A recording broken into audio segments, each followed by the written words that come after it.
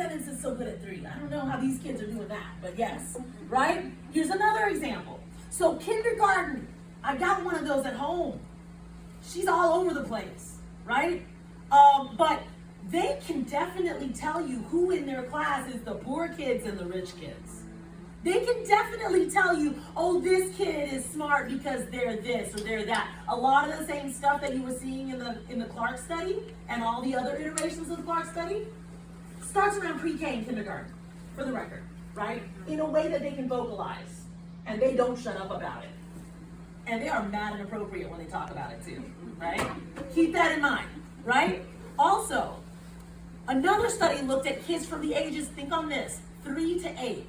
Huge span, but stay with me. 1,000+ kids in this study, so it's not anything to shake a stick at. But they put them into different groups, like the randomized trial kind of thing. So individual group, now this group got more stuff. This group got less stuff. And what they found is that all the kids in the groups that got more stuff, they wanted to keep that stuff. Not only that, when they were shown, oh, well, this group doesn't have enough.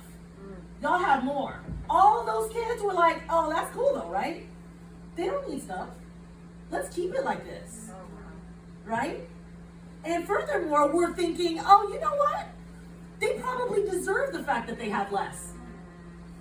I'm sure there's some reason. Just for the record, there's a thing in social psychology that's known as just world hypothesis. Anybody ever heard of that? Just world hypothesis?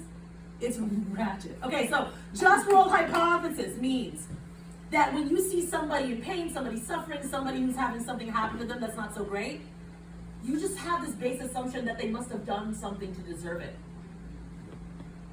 Look, y'all, this is human nature.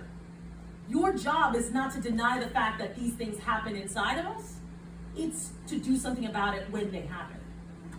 So this isn't about hating on ourselves, right? When we have these impulses, it's about acting accordingly in a way that curtails those impulses. I got a couple more for you that are interesting / sad. So kids, as the Clarks found, will start talking about beliefs around skin color from a very young age. Oh, but they go worse, right? Because they'll say things like, oh no, African American people are just like less hardworking as a rule, with no qualifier attached. No reason, just like, oh, well, they're black. Great, right? And also, let's take it to gender. Girls are dumb, as a rule, among girls and boys, right? This number skews from study to study, but girls are less likely to think that the girls that they are surrounded by are smarter than the boys that they are surrounded by. They may exclude themselves in that category. But you know, they still see what they see.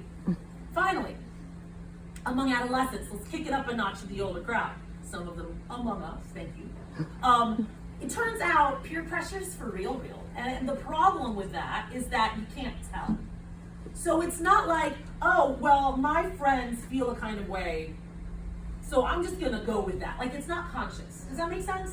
So like, if you're around people and they feel a kind of way and they're talking a kind of way and they project that, you may not do it on purpose, but you're gonna kind of lean in that direction.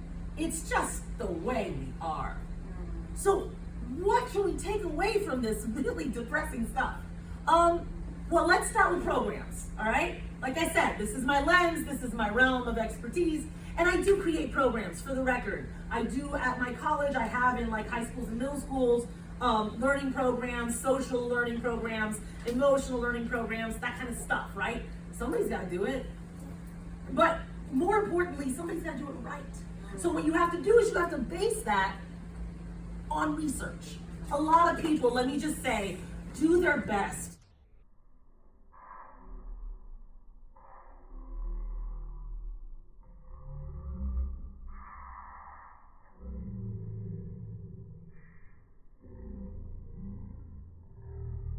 I have an idea for a program for after school, or I have an idea for like the center or whatever. Lovely, not based on research. So no guarantees it'll work. So for starters, let's just remember, some of this research is kind of hard to read because between you and me in the room, Scientists are awful writers. They're painful to read. So sometimes it helps to have somebody who can read this stuff to like hang with the horrible writing you have to read.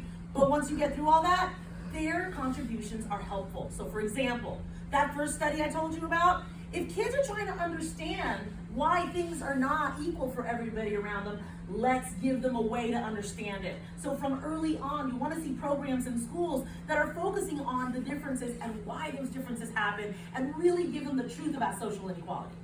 As opposed to like letting them figure it out. Like that's officially a bad idea. All right?